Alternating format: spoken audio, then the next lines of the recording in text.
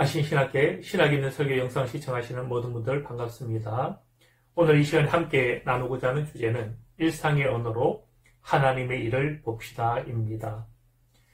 본문 말씀은 요한복음 11장 22절에서 24절인데 제가 대독하겠습니다. 그러나 나는 이제라도 주께서 무엇이든지 하나님께 구하시는 것을 하나님이 주실 줄을 아나이다. 예수께서 이르시되 내 오라비가 다시 살아나리라. 마르다가 이르되 마지막 날 부활 때에는 다시 살아날 줄을 내가 아나이다. 오늘 본문은 우리가 잘 아는 것처럼 장례식, 나사로의 장례식 때 마르다와 주님과의 대화 내용이 잘 여기 담겨져 있습니다. 여기는 특별히 마르다의 두 가지 고백이 있는데요. 그 특징은 22절은 이제라도로 시작이 된다면 24절은 마지막 날에는 이렇게 시작이 되죠. 두 차이를 잘 아시겠지요? 먼저는 마르다의 현재적 소망이 담겨져 있다면 나중은 마지막 날, 그것도 부활의 소망을 가리키는 것을 볼 수가 있습니다. 그렇다면 한 날 한시에 한 사람이 같은 공간에서 가진 고백으로는 여겨지지 않을 정도의 두 고백 사이에는 엄청난 시간의 간격이 있음을 보게 되죠. 다만 이 시간에 묵상하고자 하는 것은 시간의 간격에 대한 문제라기보다는 다른 차원의 간격을 함께 묵상해보고자 합니다. 곧 22절의 고백은 일상의 언어로 보인다면 24절은 신앙 고백의 언어로 보인다는 것이죠.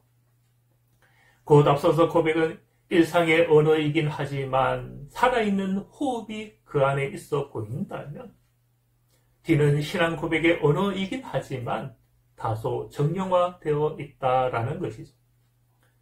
왜냐하면 앞서 고백이었던 이제라도 주께서 무엇이든지 하나님께 구하시는 것을 하나님이 주실 줄 아나이다. 이 고백은 분명 멋있는 고백이죠. 그러나 자세히 살펴보면 이 고백은 대단하게 어떤 믿음을 가지고 한 고백도 아니고 진지한 차원에서 나온 고백도 아니었습니다. 주님께서 무덤문에 돌을 옮겨놓기를 요청할 때 바로 믿지 못하고 가로막았던 자가 마르다였기 때문이죠. 그 마르다가 이 고백을 한 것은 그의 간절함 때문에 지푸라기도 한번 잡아보고자 했던 그런 차원에서 한 것이지 이것이 어떤 대단한 신앙 고백은 분명 아니었다라는 것이죠. 반면 나중 고백은 어떠합니까? 마지막 날 부활 때에는 다시 살아날 줄을 내가 아나이다.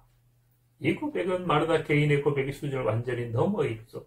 이것은 온 하나님의 백성이 가지는 신앙의 유산과도 같은, 그렇게 보면 특별한 신앙 고백의 언어인 것을 우리는 볼 수가 있습니다. 문제는 이것이죠.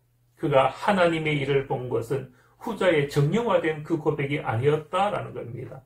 바로 전자였던 그의 탄식과 호소와 간절함이 있었던 일상의 언어가 하나님의 일을 보았다라는 것이죠. 바로 여기서 나누고 싶은 것은 이것입니다. 마르다의 살아있는 호흡과 같은 일상의 그 말이 정형화되어 있던 신앙의 고백보다 더 큰 하나님의 뜻을 나타내고 하나님의 일을 잘 경험하는 통로가 되었다라는 것인데요. 그렇다면 오늘날 우리의 일상의 언어도 그와 같은 차원이 될 수 있지 않을까라는 겁니다. 이를 좀 더 확장하기 위해서 우리가 요한복음 11장 다른 본문을 한번 살펴보면요. 똑같은 일상의 언어에 두 사람이 등장합니다. 하나는 도마의 말이죠. 우리도 주와 함께 죽으러 가자.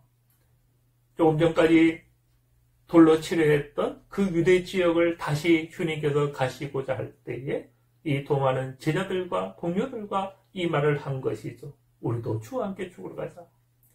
그런데 그 일상의 언어가 복음서의 기록이 되었다라는 것은 이건 역시 하나의 계시적 차원이 된다라는 것을 사도 요한이 인지한 것이라고 봅니다.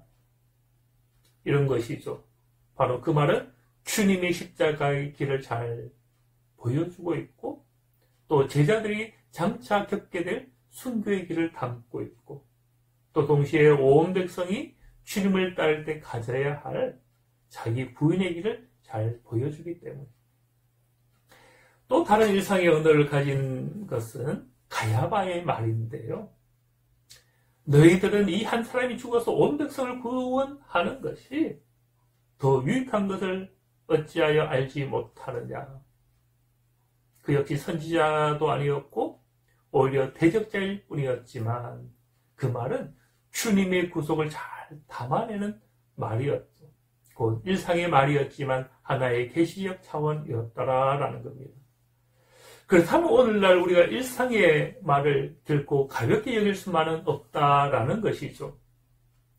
바로 우리가 내뱉는 어떤 말이 어떤 의미에서 성령에 속한 말일 수 있고 하나님 나라의 임재를 경험하는 통로가 될 수도 있고 반대로 일상의 말이라 가볍게 던진 말이지만 그 말이 하나님 나라를 대적하고 우리가 속한 공동체를 허무는 말도 될 수 있다라는 것이죠.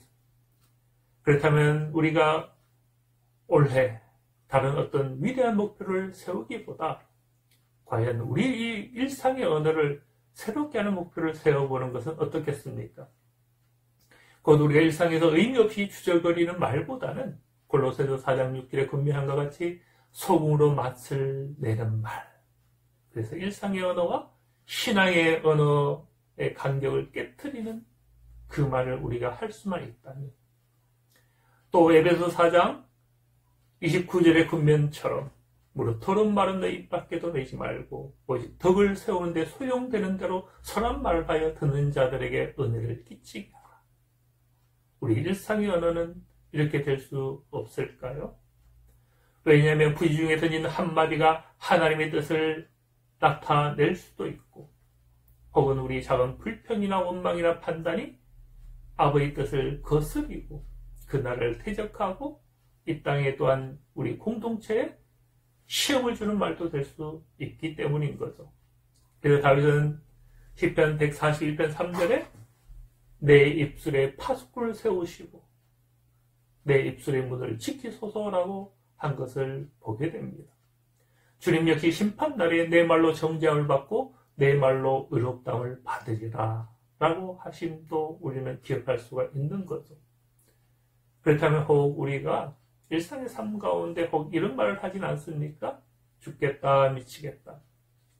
차라리 그런 말보다는 에스더가 이야기했던, 고백했던 죽으면 죽으리이다.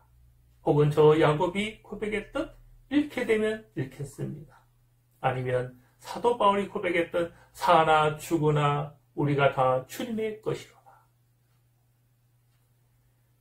왜 이런 신앙의 언어가 우리 일상의 언어가 되고 그럴 때 우리 일상의 언어는 하나님의 일을 보는 통로가 분명히 될 수 있다고 확신합니다. 또 그러려면 동시에 우리는 현실이 주는 그 중압감에 눌린 말, 메인 말을 할 것이 아니라 나보다 나의 현실을 더 잘 아시는 성령님이 나의 입술을 통하여 말씀하도록 우리가 마음을 쪼개 열고 하나님께 항상 기도와 호소와 간구와 찬양하는 입술로 바뀔 때에 우리의 일상의 언어와 일상의 삶이 하나님의 나라의 통치를 경험하는 권세 있는 삶으로 바뀌리라 확신합니다.